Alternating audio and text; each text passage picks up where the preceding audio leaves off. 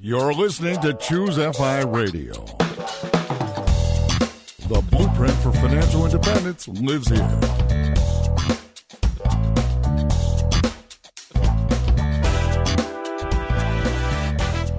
If you're looking to unlock the secrets to financial independence and early retirement, you're in the right place.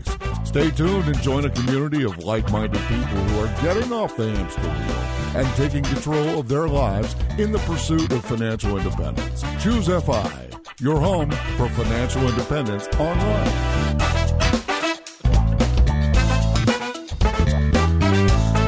All right, guys, we have a very exciting episode planned for you today. We're going to be speaking with Lisa, who, as a qualifier, is a mother, scientist, and financial enthusiast. She founded Mad Money Monster, a personal finance blog that chronicles her and her family's journey doing money all wrong to doing it all right. She and her husband go by the moniker Mr. and Mrs. Mad Money Monster, and they pride themselves as being Gen Xers who have turned it all around and are now charting a course towards financial independence. Their goal is to inspire others just like them to take control of their financial future and realize it's not too late. So this is going to be a fun conversation. And to help me with this, I have my co-host Brad here with me today. Yeah, Jonathan, I'm excited for this one. Actually, it was funny. Just yesterday in our Facebook group, one of our moderators posted a link to one of Lisa's articles that I know we're going to dive into today, which is F.I.O.R. So it's F.I.O.R, Financial Independence Optional Retirement. And I just thought the timing could not have been better that we were going to literally record with her the very next day. So yeah, this is going to be a really interesting interview. And Lisa, welcome to the show.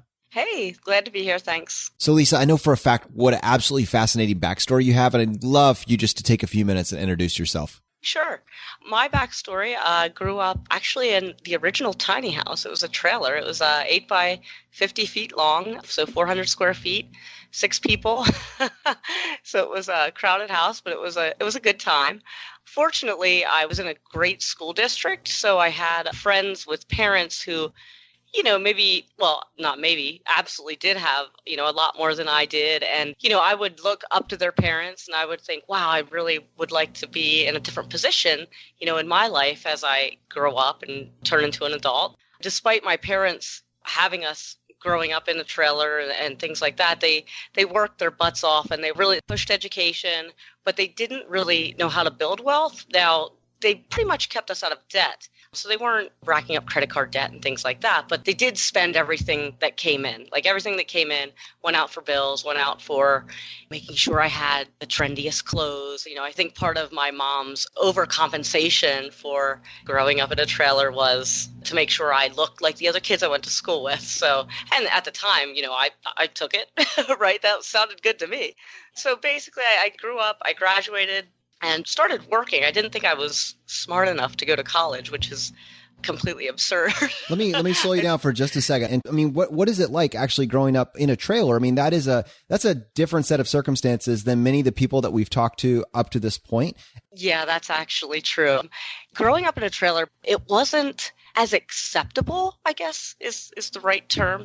I think today people are more accepting of different lifestyles and different, housing situations, but when I was growing up, it was definitely something I was embarrassed about. And actually, I only started telling people about it only a few years ago. So it kind of coincided with us getting on this FIRE journey that I started to open up about, it was okay. This is how I came to be who I am today. So yeah, I was definitely embarrassed about it, especially growing up in, going to the good school district where, my friends were not living like that. So I barely was just over the line where I got to go to the good school district.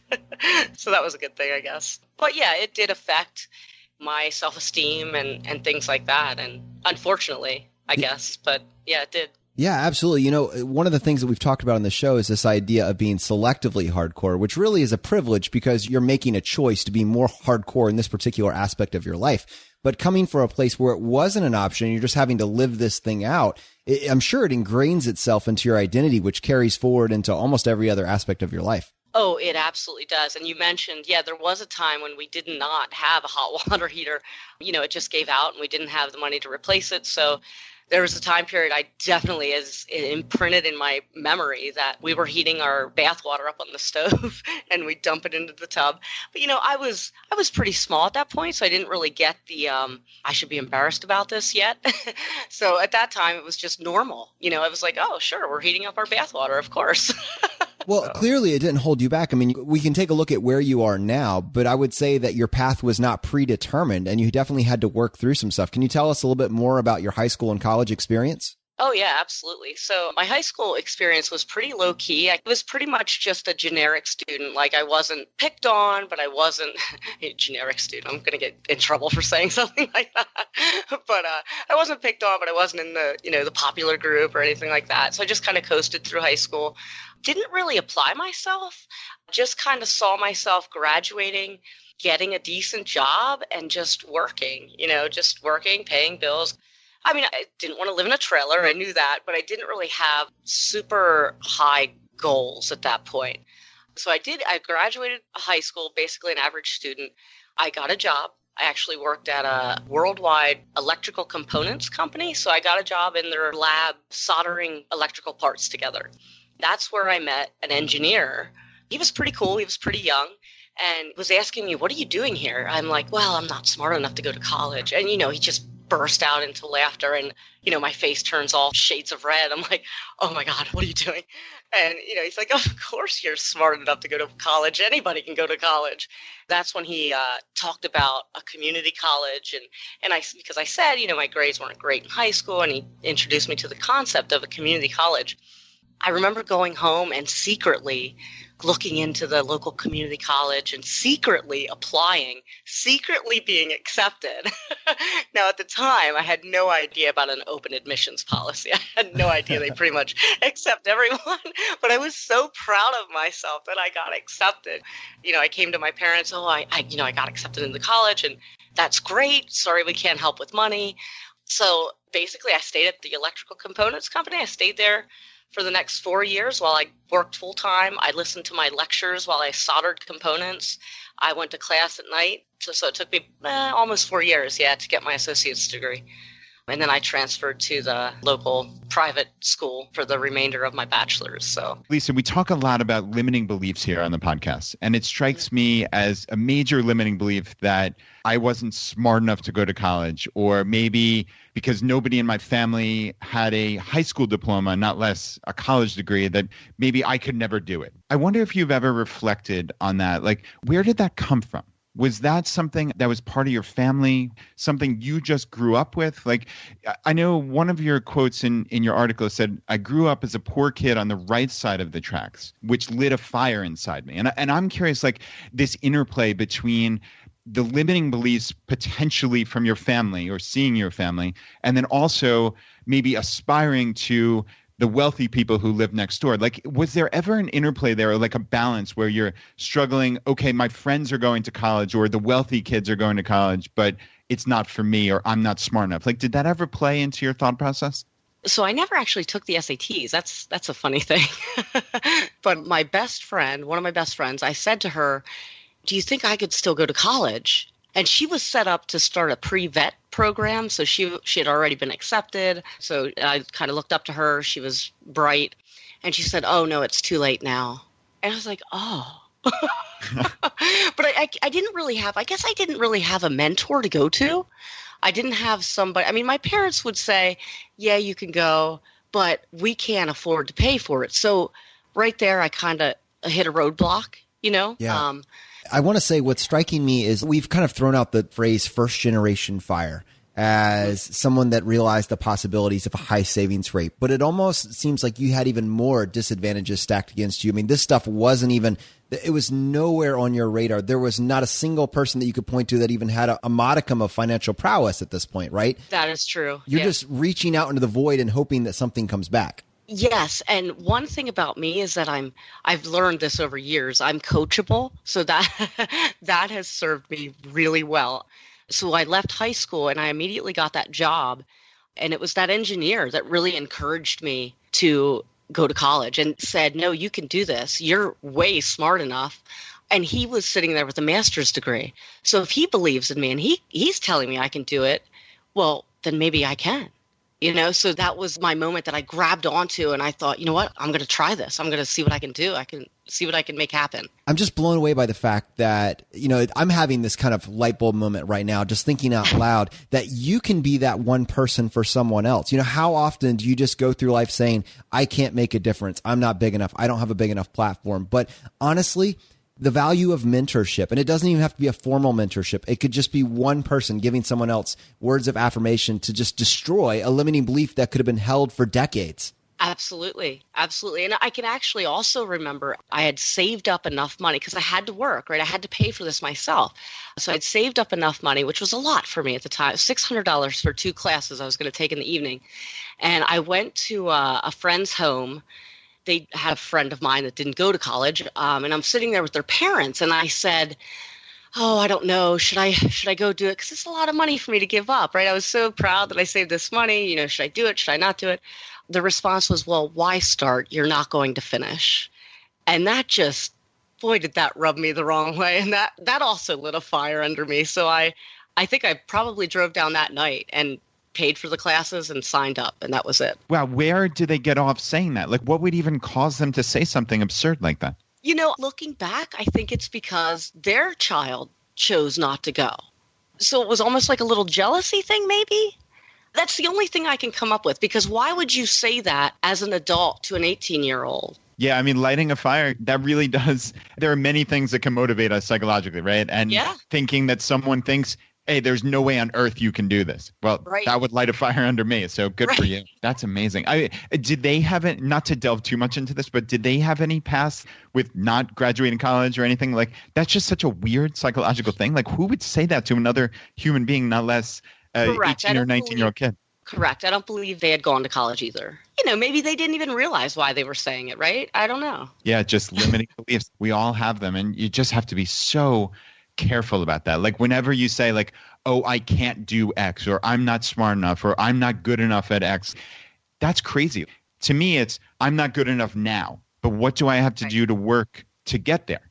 And like you said, you are coachable. What a great way to go through life, thinking I'm coachable. I can learn anything. That's brilliant. You just nailed it, Brett. I was thinking that's the takeaway here. If you're going to latch onto a limiting belief, let it be that you're coachable. That's the belief system that you need to be holding on to, because someone that is coachable can learn anything. Yeah, I love it. I love the fact that I'm coachable. I mean, even listening to podcasts when I'm out running or anything, I'll take little pieces of what I hear and I'll try to incorporate that into my life to make, my life better. Yeah, that's great. And, I'm constantly talking about the Impact Theory podcast here with Tom Bilyeu, and he is just one of the best motivators I've heard. And he talks about his belief system, about who he is as a person. I'm the type of person that. And to you, it's I'm the type of person that is coachable and can learn everything. And so this is what I want the audience to take away, is really think about what holds you back mentally. And why? Where did it come from? Is it real? Like, do you even believe that when you actually sit back and think about it? Lisa believes she's coachable and can learn anything. That's brilliant as far as I'm concerned. This is the part of the story where you start to get onto this glide path, right? I mean, you're making it through all the obstacles that you've had throughout your childhood. You've overcome, you're in college, and you're on this trajectory to success, right?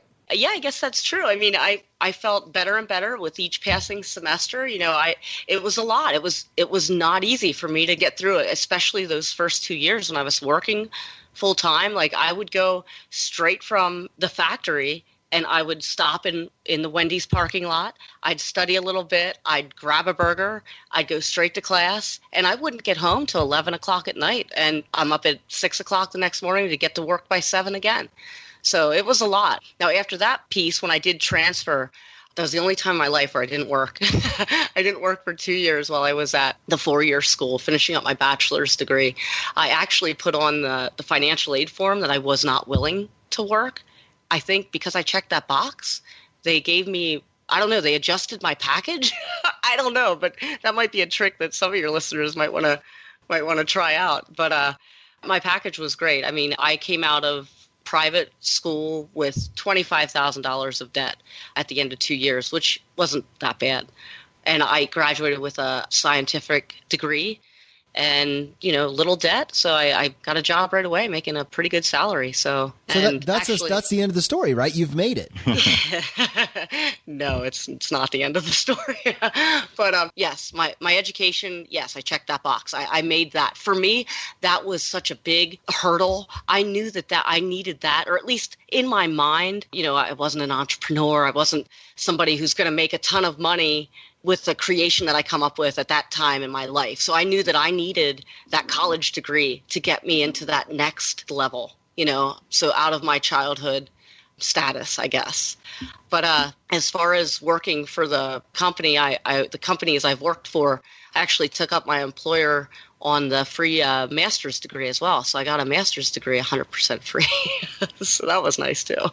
Yeah, that's actually a great college tip. There are a college hack that we haven't spent a lot of time talking about, but it's the fact that once you get that first job, in many cases, your employer is willing to cover the cost of that graduate degree if you've positioned yourself in the right field. Absolutely. Absolutely. Now, a lot of times it's not 100%. In my case, it was. So I thought, well, there's no reason. And I really didn't need it for my job, but it was really a personal goal for myself. Like, I'm going to get a master's degree.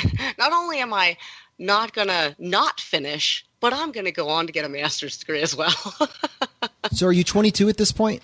No, I was a little bit older because I took longer to get through my first 2 years because I was working full time. So I was like mid-20s. Okay. Now, is this the point at which you found the F.I.O.R community? No, my gosh, I didn't find the F.I.O.R community until a few years ago. I'm so embarrassed. So what happened in the meantime? So my life has been a series of 10 steps forward and 7 steps backwards, right? So I graduated, I started making money, and I started saving like crazy, right? I started not maxing out, but I had a high percentage rate, going into retirement accounts, IRAs, 401ks, and I just made bad relationship decisions. They weren't bad people, but they just were not the people for me long term. And on some level, I knew that, but we were comfortable. We had combined friends. We got engaged. We bought a house. And I just knew, in my gut, I knew that this probably isn't who I should marry. And we never did make wedding plans or things like that. But it's just a lot of wasted time, And on top of it, he was not into saving. He was into spending. And we would go out with our group of friends and, I got the tab. I'm thinking, what are you doing? He's racking up credit card debt. We're supposed to be together. So that's a whole other story, Well, I'm curious about that because, many times you're with someone and they become more like you. Did he start saving more the longer you were together? No, absolutely not. His personality was he had a very strong personality and he did not buy into it. I tried, but he did not buy into it. So, I was still saving in my retirement accounts. I did still put a nice chunk into those. But yeah, I was definitely not caring if I went out on a shopping spree and dropped $2,000 in a weekend, So what?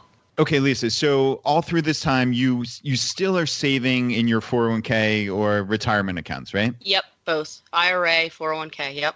And we talked about your significant other and his bad habits have spilled off onto you to a large degree. Did you lower your contributions to 401ks or was that the one thing that stayed constant throughout?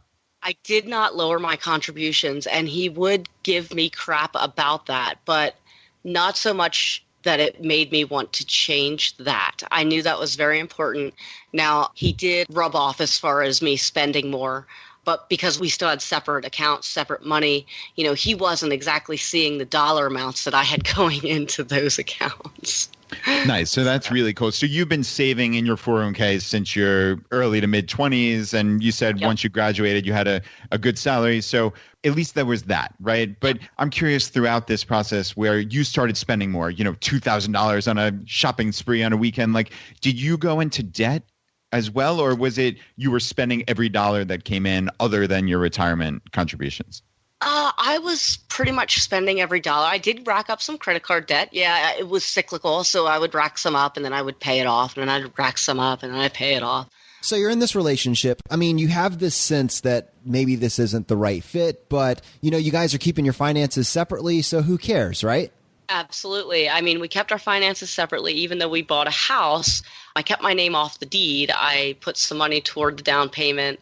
But we were living the life. We were making great money between the two of us. We were having friends over. We put a pool in. We dropped, oh my gosh, I think it was $50,000 or $60,000 to put a pool in the backyard. And every Sunday was a standing open invitation for all of our friends to come over. We were hosting, we're buying food, we're buying drinks. I mean, this is every week. That was a ton of money that we were both spending on this lifestyle. We're just flaunting it. Oh, we've made it. Look at how successful we are, right? I mean, it was terrible. Looking back, it's terrible. But it was fun at the time. So $60,000 on a pool? Like, where does that come from? I mean, do you take out a loan for that? Do you save the money and you just plunk $60,000 down? Like, tell me about that. So let me tell you where the money came from. When we bought the house, like I said, it wasn't in my name. He was a few years older than me. So he had been making good money for longer than me. He had a townhouse that had equity in it because this was I think 2005. So he had some pretty good equity because the market was, the bubble had not burst yet, right? So he got a lot of money out of that townhouse before we bought this other house. And instead of putting more money down on the house that we bought, he put it into a pool in the backyard. So wow, yeah, that's pretty interesting. So I'm also curious about the psychology of that cyclical credit card debt. I know you said you paid it off, and that's probably better than what many people do, right? Which is just have credit card debt indefinitely. But for someone who was a saver before you met your significant other, like, how did you get into the process where credit card debt was acceptable? Like, talk me through how that works even mentally. Mentally, I think because I'm so young. There's so much in front of me. We don't have kids yet. We're not married yet. Who cares if I drop some money? I'll pay it off, And so it was just that cycle. He wouldn't bend to me. So if any bending was going to take place, it was going to be me bending more toward his lifestyle. What I love about this is that it's obvious you're not saying that he was a bad guy, right? This doesn't have anything to do with his personality. It just has to do with how you related to money. Yeah, absolutely. And really, personality-wise, we probably were not the best mix either, but he wasn't a bad guy. We were just on the opposite ends of the spectrum when it came to finances and how we viewed money and building wealth. Well, we talk about sunk cost when it comes to picking a profession or maybe picking some sort of course in life. But it strikes me that obviously this relationship that you're in right now, at this point, you're starting to think about the sunk cost. And, let's say you make the choice to actually break this relationship off to go your own separate ways. I can hear that in your mind that you're thinking this way at that point in time. What is actually going through your mind? What are the different factors that come into play when you start talking about actually dividing your life and moving off in this different direction? It was so intimidating for me because I had never really been on my own. I was with my parents, and then I met him pretty much when I graduated college. So all that time, we dated even when I was taking the college classes. So we had been together for a very long time. And after I, was done with college, then we just kind of naturally moved in together, I guess. He already had the townhouse, so I just started staying over more and more. Oh, why don't you bring some things over? There was never really a definitive, okay, let's combine our lives and this is how it's going to look. It just kind of happened without any real decision being made. And that was hard for me to think about. After years of this and then buying another house, and just our lives were so intermingled and our friends were our friends. And it was just, I don't know, I was scared. I was scared to actually break it off, even though I knew in my gut that was the right thing to do. Practically speaking, Lisa, what's actually going through your mind? You can just leave. It's not working out. Just leave. What is holding you back? You're right. And I thought about it so many times. I remember having, like vacations or vacation days here and there. I would be on the computer researching apartments. But I didn't want to move backwards. In my mind, leaving that big house with the pool was moving backwards. I didn't want, that was a validation thing for me. I had made it. I have my education. I have the big suburban house that I drooled over as a child. That's all I wanted growing up. I just wanted to live in a nice house in a nice neighborhood, and I never had that, and I finally had that. So that was a big thing. Our friends, our combined friends, were actually his friends that became my friends. So, they're not going to, take my side, because everybody has to take a side. I mean, you say that doesn't happen, but of course it does. It always does. So that was a thing. I mean, I did have my own friends, but a lot of them weren't local. So it wasn't the people that were coming over to the house every Sunday for the pool party. So that was going to be a big change for me. And then we also had, we had dogs, we had cats, and, we loved our animals. And then, if I'm leaving, I'm moving into an apartment, then I lose that as well. Just a lot of loss on my end. One thing we did have in common big time was we loved the holidays, and we went all out with decorating and hosting and, everything that makes a holiday special, right? What am I going to do? Continue to do that in an apartment? It's just not going to be the same, Everything like that was pulling at my emotions and my mentality. I wasn't thinking clearly. I was thinking, even though I knew the person wasn't 100% who I should be with, everything else kind of fit into the wheelhouse. Then there was also the pool, right? The pool we put in the backyard. I mean, talk about validation. Not only did we have this big, impressive house, but we had this big, impressive pool. I mean, this expensive, state-of-the-art, salt water, heated, has different colored lights in the bottom. I mean, it was fantastic. How do I walk away from that? So those were the things that were going through my head. I have to pause on this. This is so valuable. I mean, in some of the more developed countries, in America, we have this tendency, this natural tendency, which is brought on by years and years of marketing. Literally, you're exposed to thousands of commercials every single week. You have this tendency to quantify and classify and characterize your life by the quality of your stuff, right? What happens when it goes away? You realize that if your whole identity is baked into how much stuff do I have and how high quality is that stuff, it's a very isolating feeling when you're removed from that. Absolutely. And it's difficult to change your mindset. I mean, one, you have to actually realize that that's what you're doing before you can change it, right? I mean, your self-worth is not wrapped up in your things really, but it is, right? So you have to change how you think of your things before you can move on. Lisa, I'm waiting here on bated breath. How did you get out? How did you make this decision, right? Like how did you actually get the nerve to leave all these amazing things and move on with your life? It was just before the holidays, actually. Believe it or not, I did not wait until after the holidays. I think it was October. We had just a terrible, terrible fight. It was just the worst fight we had ever had. And I'm not a fighter by nature. He was more of a fighter. So it was just a terrible fight. And I remember walking away from that thinking, I am done. I am leaving. I am done. I made the mindset shift, and whatever it was going to take, it was going to take, and it was only going to be up from here. But that's putting it mildly. I mean, there were months where I was depressed, and I didn't know how to move on alone. And sitting here talking about it, it just sounds like, oh yeah, I made the decision and I moved out and everything was great. But that was not the case. It was a long process, but certainly one that I'm glad that I took on. Your finances, even if you were trying to keep them separate, obviously your life is intertwined. Your time is intertwined and your finances are intertwined. Financially, was this bankrupting? Were you able to crawl out of the rubble? I mean, what did you actually come away with? Thankfully, I had my education. I still had my good job.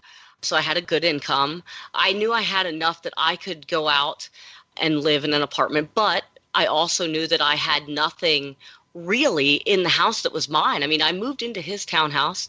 Then when we moved to the big house, obviously we moved things over to the big house. I did give money toward the down payment, but I did not, buy any furniture or things like that for the new house. We already had it pretty much. So I left with just my clothes, 4 lawn chairs, and my 2 cats. And those were the only things I walked out the door with. How old are you at this point? Right around 30, 31. So right around the time I'm thinking I should be, married, starting a family, everything that you envision for your life, everything was not falling into place. It was all falling apart. It was really a defining character moment for myself. When I got through that process, I really felt like, you know what, I can do anything. I got through that. I got through leaving at the bottom, and then rebuilding my life. And now I feel unstoppable. Yeah. So your story could be titled The Roller Coaster Path to Fi. With your highs and lows. And sadly, we kind of followed you on this upward slope and we could feel the trajectory of your life going to a positive place. Now, obviously, things are cratering. And unfortunately, my understanding is it got worse from there. It did. 6 months probably before the awful fight when I decided this is over. I bought, it was 2007, I believe, at the height of the real estate bubble. I bought a property and I moved my parents into it. It was a semi-detached home in a local town. I way overpaid for it. I probably overpaid, maybe $20,000. And at the time, I didn't know anything about the 1% rule or the 50% rule. I didn't know anything. So this was just a way for me, because I was still with, my significant other, and we were still making a ton of money together. I had extra money that I wanted to invest. So, okay, I'm going to move my parents out of the trailer and into this nice house. And that's just where I'm going to put my disposable income. So 6 months later, my life falls apart. And then I'm facing my transition out of that nice big house. But now, this is a good thing, because you're already paying $800 a month in rent for your parents. So you can just go move in with them, right? Well, sure, in theory, but as a 30-year-old woman who wanted to be, married with, starting to have a family, it was devastating. It was emotionally devastating to me. So that is what I did. I moved in, and I was in such a depression that I was back living with my parents, even though they were really living in my house. It didn't feel that way, because they were living there already. They were set up in the master bedroom. Like, it felt like I had a bedroom in their house. That's how it felt to me, even though that wasn't the case. And I just could not at the time. I couldn't get over that hurdle emotionally. So I went ahead and I rented an apartment on top of subsidizing their living expenses. So that meant I had to stop contributing to my retirement accounts. And that's when the backslide started to happen. Wow. So you had the perfect house hack set up, as we call it, right? Like, that would have been amazing. Yes. You own this house. You were paying for it already. You could just slide right in and live there for free, essentially. You got it.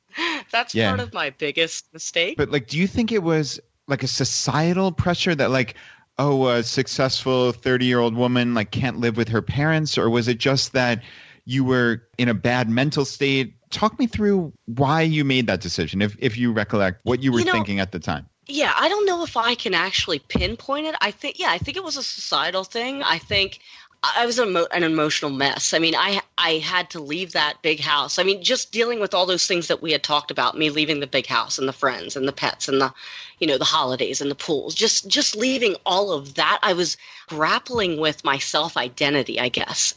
And I didn't need to also throw on, and you're also living with your parents at 30, so deal with that too. It was too much, I think, for me to deal with, and it was too much for me to rebuild myself. I had to remove myself, and I knew at the time it was not the financially savvy thing to do. I knew it was the worst thing I could do financially, but for my emotional state, I had to remove myself from that situation and start fresh from the ground up somewhere else. Looking back, do you think that was a bad decision then? Honestly, it might have been a bad financial decision, which you knew and admitted at the time. But do you think it was a bad decision, or do you think it was what you needed for your mental health at the time? Well, obviously at the time I thought that's what I needed, and I think I did need that, but I still, yes, financially it was absolutely the worst thing I could have done. So yeah, I mean, I can justify it saying, yes, I needed to do that for me, so maybe it was worth it. Maybe, thinking through it and talking about it right now, yeah, maybe it was worth the cost, right? The opportunity cost. Yeah, no, that makes sense. And life is a series of inflection points. And Jonathan kind of described this as maybe the roller coaster path to Fi. We've learned many of those inflection points in your life, from that engineer telling you, hey, you can go to college, to finding this significant other who made you spend like crazy, to leaving, to going out on your own when you could have lived with your parents. Where does the story go from here? Because I know there's a light at the end of the rainbow, and I'd love to hear wow, how did you talking about mixing metaphors. I love that.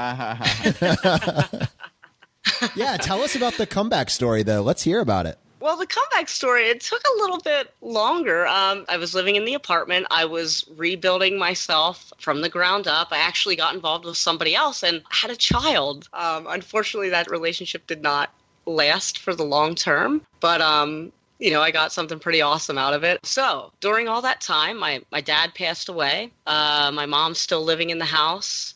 I'm still subsidizing her living expenses as well as paying for my own and being a single parent at the same time. So it was a lot. So what leads you to the concept of FI? What leads you to this point at which you're progressively getting better with your personal finances? What is the light bulb moment? Are we getting close to that inflection point? The light bulb moment was when I actually met my current husband, Mr. Mad Money Monster. So he had a roller coaster of a life as well. So always lived a frugal life, but still made mistakes, still had some credit card debt, took out some car loans. So we, again, took some steps forward, but then took a step backwards.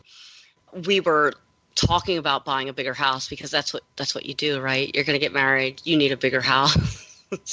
So we were starting to look at these bigger houses and, because I wanted that validation. I wanted that big house back, right? I still had that. I was still carrying that. We were being normal. We were going out all the time. We were spending money on whatever we wanted to. And then we looked at this house and we actually put an offer in. It was pretty big and it was a house that we could not, I would say, comfortably afford because his career is variable. So, he gets paid per job. He doesn't have the typical W-2 9-to-5 job. So, as long as things are going as we expect, it should be fine. But you never know. And the anxiety just started to build over that. Again, it wasn't a smart decision. And we kind of stepped back and we actually had an opportunity. The house came back with an issue with the inspection. So we jumped on that and we said, you know what, we're not going to do this. We need to be smart. We are not in our 20s anymore. We need to really focus on the next X number of years. We are making good money. There is no reason we cannot be in a much, much better position, much better than the average, in just a few years. He was completely on board. Again, he grew up in a family that was frugal but didn't build wealth, so he wasn't really, I guess, educated as far as that goes. So I was starting to Google things and I came across this FIRE community and I was just blown away. I was blown away and I'm like, we are doing this. I am starting a blog. It's going to hold us accountable. And that's the story there. I'm curious, you already have 2 houses at this point, right? Or you've purchased 2 houses in the past. You're on this glide path to buy yet another house that you probably can't comfortably afford. You put an offer in, it's accepted, you go to inspection. Like, how on this earth does that change? Like, since the offer and acceptance to, okay, we had this total change of heart in our entire lives. Like, bring us back to then, because I'm leaning in when you're telling me that story. Like, I want more. Like, do you recollect like what you actually had the conversation over? Like, how does that happen? Oh yeah. So the biggest piece why we couldn't comfortably afford it is because I refused to sell the house I currently had. So I wanted to turn the house we were living in into another rental. So that was, as long as everything was going to go fine and we had tenants and his income was going to stay steady, and then we would be fine. But the more and more we thought about this, and he was even more of a nervous wreck than me. I analyze things and the probability and the statistics of this happening and that happening. Right? So I was more willing to take the risk, but the more he was, on my case, being nervous about this, and then the more I was thinking about it, and I was waking up, almost having panic attacks in the middle of the night, like, oh my gosh, but what if he's right? What if this does happen? What if that does happen? Oh my gosh. So, and that was right around the time where the inspection came back and we're like, we're out. We are out. I can't, you're right. I'm like, you're right. We can't take this risk. That is amazing. So this really is yet another major inflection point. Like, it's fascinating, Lisa, honestly, to talk to you and find all these major distinct points that you can really look back on and say, like, that was a turning point in my life. And this clearly was. And then you quickly found the FI community thereafter, right? I did. I started, all right, we've got to get our finances into shape. And like I said, we weren't starting from scratch. I'd always been, saving in my retirement account, except for the time I was in the apartment. I did have to pause at that moment. But so we had savings. So we weren't starting from scratch, but we certainly, at that point, there are people that were our ages that were already retired, right? So we certainly we're behind the 8 ball in comparison to some of the other people in the FIRE community. So yeah, I found the Frugal Woods, I found Budgets Are Sexy, and I was just blown away. That's when we decided to really kick it into high gear and get on this path. So what I love about this one is that we've talked in the past about the power of telling your unique story, and what relates to one person doesn't relate to another, because people are looking for someone that have actually walked a mile in their shoes. And with the variety of stories that you have to cover, you've walked in everybody's shoes. You've covered the entire gambit. So I got to imagine that your blog and all of your content is extraordinarily colorful as you're able to turn all of these really, really powerful experiences into stories to share there. I mean, I'd like to think so. I do write, a lot about my experiences and I don't want to scare people because, I have experienced a lot of ups and downs. And I feel like a lot of other bloggers, at least that I've seen in the community, they don't have such a colorful story. So I don't want to say, hey, and I was a single mom and I screwed up here and I messed up there. And I don't know. I just seem like, I just feel like other people have a more linear and a cleaner path. And that might be something that is more appealing to, the up-and-comer people who are just joining the community. But, it is what it is. My past is the past, and I am who I am because of it. So I do like to share those stories. Well, I love that, and I think that it adds a lot of background, a lot of flavor, because people do identify with that. People have absolutely experienced those same things, and in many cases, it's difficult to find someone that has made all those mistakes and then come out the other side. And I guess my question is, all right, so now you've found this FI community and you've deep dived into J Money's content over at Budgets Are Sexy. You've started actually looking, researching all these different influencers that have these wonderful ideas to share. Like, can you slowly walk us through the progression? What aspect of financial independence did you tackle first? And what kind of tips do you have for someone that's making this reset later in life? What did it actually look like for you? I guess, one step at a time, really. Thankfully, we did have our incomes that were above average. So it was just a matter of, all right, we're increasing these contributions, we're maxing that out. And, then we're going to focus on, we're paying off I still had a student loan, from my $25,000 that was sitting around however long ago. So I still had some of that to pay off. I still had a car loan. So it was just like, pay it off, max it out, and, full speed ahead. It's just a matter of making up your mind to do it. I think as long as you're making a certain amount of money, you don't have to be making, doctor money or lawyer money or whatever. But, as long as you're making enough that you have some left over, I think pretty much anybody can set their mind to paying things off and building wealth. What did those first steps look like? So you found the FI community. Like, what did you actually change in your lives after finding all this information and devouring it? What were the positive financial changes you made? So, like I said, we maxed out retirement accounts. We paid off our debt. We are currently paying off our home. That's our last little debt that we have that we're paying off. But, we stopped going out all the time. So we're living a much more frugal and, I guess, purposeful lifestyle. It's not, oh, yeah, let's go out to this restaurant and then afterwards we'll go to the movies. We don't do that unless we are intending to do that, unless we had planned to do that. We cut the cable. We only have Netflix. And we just did all the little pieces. We kind of just put them together. Now that you've started to optimize your finances, you've apparently, between now your dual income, you've created significant space between your earnings and your cost of living. Do you track your savings rate at this point? Have you achieved a certain level of, I know at one point you were putting 15% of your income into your retirement accounts. What sort of savings rate did you guys hit at the peak? At the peak, we were right around 70. Wow. In the past 2 years. Yes. But like I said, his income is variable. So it probably is right around between 50 and 70 at any given moment or at any given time. It's amazing to me how quickly you can turn things around when you can nail a 50% plus savings rate. Right.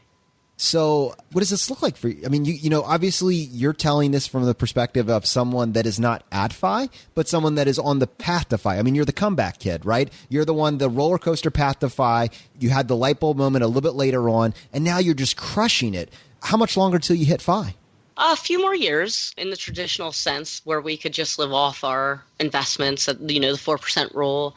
It's a life transformation. I mean, every month that we get a little bit closer and a little bit closer, like my job, the stress at my job is a little bit less and a little bit less because, I need it less.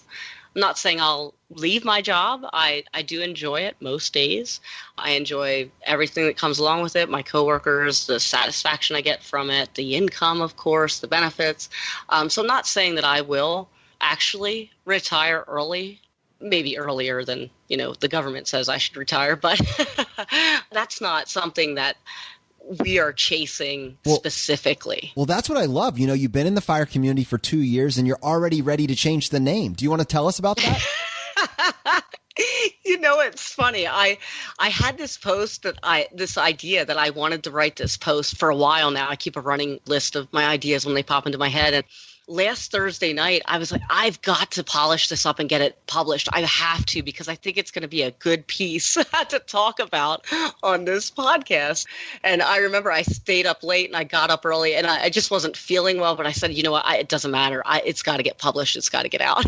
Nice. So, yes, the whole time we've been on this journey, I just felt like, I don't know that we really fit into the FIRE community in the traditional sense, as in financial independence, retire early. I thought, what? We don't. What we fit into is the FIRE community, financial independence, optional retirement. So for me, I don't know. I don't think that's my main goal to hey, here's my resignation. I'm out. I enjoy my job. I enjoy my coworkers. I enjoy what I do. I enjoy the satisfaction, and it is a part of my identity. And I'm okay with saying that. It's a part of my identity that I don't know that I want to lose. And that's okay. And as far as my husband goes, I mean, he works in his dream career. And even if he didn't make a penny, he would probably still do it. So he is definitely not on the retire early path. He is going to be working on his deathbed.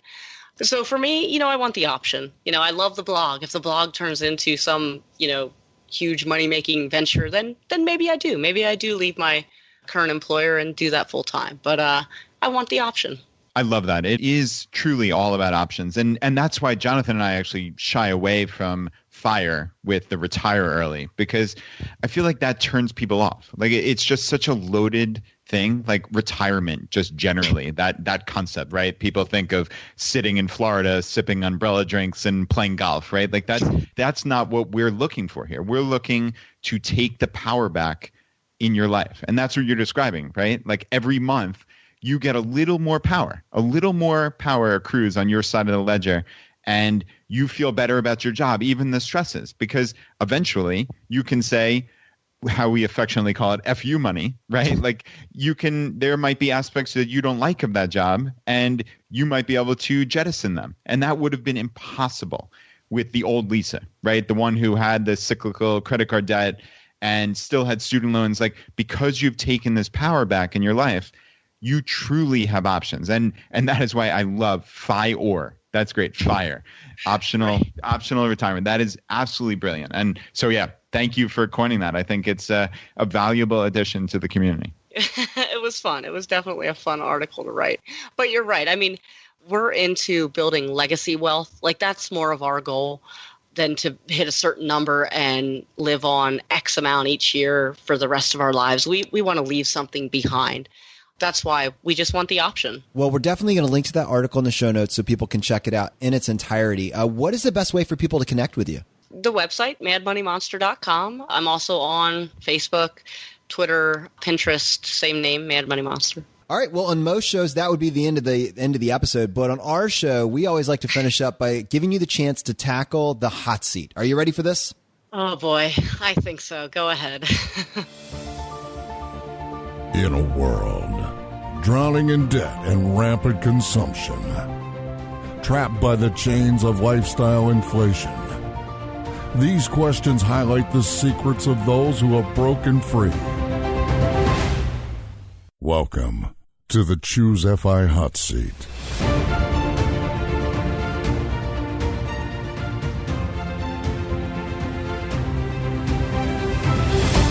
All right, Lisa, question number 1, your favorite blog that's not your own. Oh, that's so easy. It's the Frugal Woods. It was one of the first blogs I found, and I just look up to them so much. I just love following their story and their little hacks for everything, and I just love them. Yeah, I think 2018 might be the year of the Soda Stream for me. I'm highly considering that. I know my husband would actually love that too, so maybe we'll check that out again too. Question number 2, your favorite article of all time. Now, this can be one that you wrote or somebody else's. I was actually going to bring up my F.I.O.R article, but we just talked about that. And that's not my favorite article of all time, but one of my favorites anyway. I'm going to say something that I think a lot of people have probably said, and it's Mr. Money Mustache's shockingly simple math behind early retirement. Is that what it's called? Yeah. Yeah, I was, again, it was another light bulb moment for me. And I think he has a spreadsheet in there that I downloaded and actually plugged my numbers in. I love that article. Yeah, that was a true game changer for me. I think that was my first real FI moment. When I read that, it changed everything. So yeah, I'm totally with you there. All right, question number 3, your favorite life hack. Okay. So my favorite life hack is just enjoying the moment that you're living. I think so many times we are chasing something like, I'll be happy when I reach financial independence. I'll be happy when I graduate college. I'll be happy when...